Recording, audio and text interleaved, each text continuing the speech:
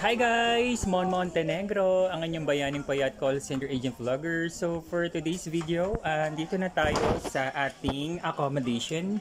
So ito yung itsura ng accommodation natin guys. Ayan, so kaya tayo. So please remove your sleepers. So ito yung mga sleepers natin guys. Pasensya na nagkakape tayo. So yung coffee natin is Buscalan Coffee. Sarap, promise.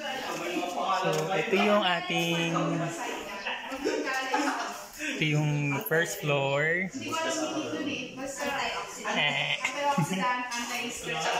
Ayan. So, ito yung akit naman tayo sa taas. Pag pinapaway po, hindi ko eh. Kailangan spend ng parang nasa 10K. Within 60 days. Sabi niyo, hindi na. So, ito yung second floor guys. Ayan, so, and then natin vlog. Bye-bye!